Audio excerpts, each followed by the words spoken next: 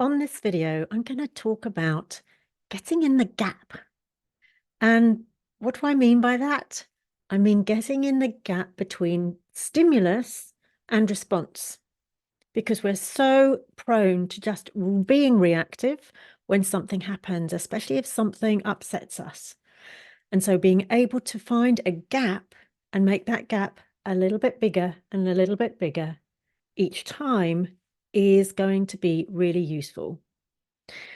So when it comes to peak performance, we don't want things to upset us. We don't want things to take away from the balance that we have and take us off track. So there are different ways that you can get into this lovely gap. And it's actually something that I very first heard of by a man called Dr. Wayne Dyer. And he wrote a book called Getting in the Gap. And it had a CD at the back. And I would listen to the CD.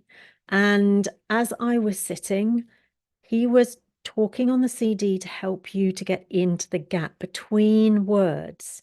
So he developed his own way of getting into the gap. And so I became quite good at that. And then after a while, you know how you do something and then you stop doing something and you forget about it.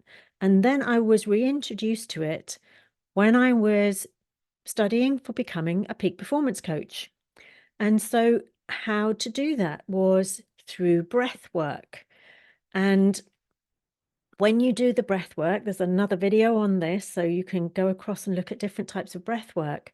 But if you're holding your breath at the bottom of box breathing, before you take your in-breath, there is a response that you want. And the response is you feel like you have to breathe in really, really fast because you've held your breath for so long. Now, being able to lengthen the gap of time that it takes to breathe in, and maybe you're doing this for 8 seconds or 9 seconds, and instead of going 2, 3, 4, 5, 6, 7, 8, 9, it is doing it really, really slowly. And so that gap between you taking that in-breath and reaching the top of your in-breath is longer. So breath work really also helps you to get into that gap.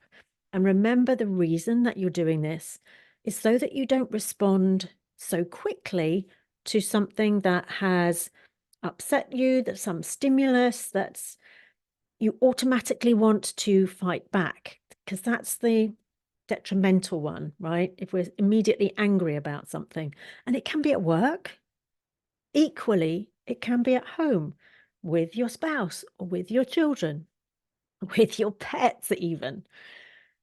So use breath work.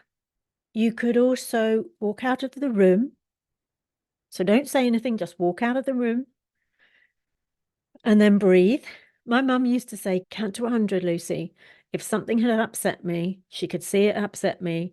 And she was very wise. Count to 100, meaning take the time before you respond to that thing that's upset you. So she was very, very wise. You could go out for a run. You could go for a walk in nature. That's another couple of things that you can do to lengthen that gap. If you've had an email or a text and you just think, oh, that's so annoying, or that's so frustrating, or that's so upsetting, take yourself out for a calming walk, for a long run, get on your bike, go for a cycle ride. And that not only gives you the space to calm down, to think things through, it also means that you're getting some active recovery in there as well. So that's a real double way of being able to come back with a clearer mind. And movement is always really good as well. So you've moved in a different way. Another way I like to do it is if I've got something and I think, oh, I'm not quite sure how to respond to that, I'll sleep on it. So I'll wake up the next morning, go back and look at it. Perhaps I've responded on an email, but I haven't sent the email. So I've gone off to sleep. I've come back, I've looked at it, and I think, oh, I could change that so it lands a bit more easily at the other end when somebody else is receiving that email or that text message, right? So give yourself the time to respond. It doesn't have to be straight away, right? It doesn't have to be instant. And this is what we're trying to do, is we're trying to open up that gap. And if you can find a way that works for you rather than that immediate, then it's really going to help you to be able to go, oh gosh, you're not sitting there going, I wish I didn't send that. I wish I hadn't said it like that. Did I really just not think? And also it gives the other person time to perhaps come back to you and say, listen, I really didn't mean to say it like that. I just got out of bed the wrong side. And you were just the first person that I spoke to. So sorry I snapped at you. And so then the problem isn't there anymore. So allowing yourself time for that is going to be really crucial. And the other thing to do is to reframe it. You know, what have they said to you? How could you look at it in a different way? So maybe you're looking at it really logically. How could you look at it with a more empathetic eye? How can you see it from a different viewpoint? Rather than this viewpoint, you're looking at it from this viewpoint. So reframing that to be that's landing with you differently. And then go, okay, well, they could have meant it like this. And then don't go, but I bet they didn't. But they could have done, right? They could have meant it in a completely different way. So try all of those things. One of those is definitely going to help. The breath work is a really great way because it's something you can always grab straight away.